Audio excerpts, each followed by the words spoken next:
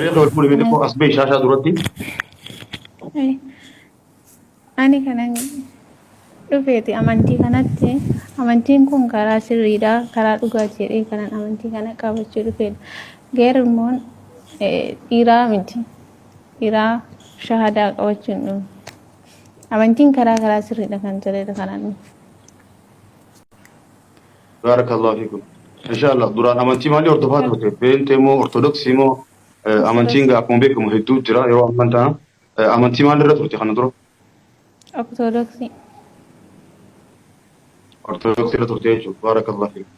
Sanuu fedhii amma fedhii hingeetinii islaamummaa qeebaluu deemtaa jechuudha. Dhiibbaa takkaan maletti.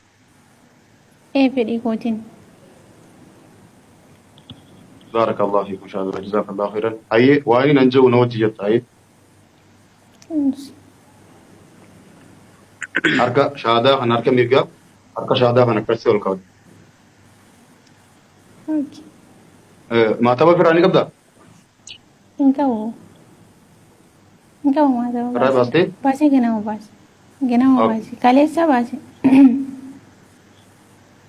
Okay. Na wajji jee hayyee. As jee shaashaa duratti as deema mul'adhu. Ashhadu ashhadu Allah alla ilaha ilaha illallah illallah wa ashhadu wa ashhadu anna Muhammadan anna muhammadan abduhu abduhu wa rasuluhu wa rasuluhu wa anna Isa wa anna isa abdullahi abdullahi wa rasuluhu. wa rasuluhu Ayyaa afaan Oromootiin hojii jee.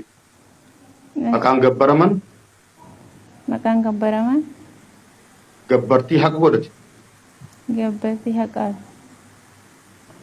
Rabbii tokko malee rabbii tokko malee Rabbiin biraa hin jiru.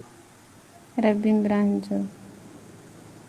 Akkasuma Akkasuma Nabi Muhammad alayhi salaam Muhammad alayhi salaam ergamaa Rabbii ta'u ergamaa rabbii ta'uu ragaan baha. ragaan baha. Akkasuma Nabi Ciisaan Akkasuma nabii Aayisaan alayhi salaam alayhi salaam ergamaa Rabbiitii fi ergamaa rabbiitii fi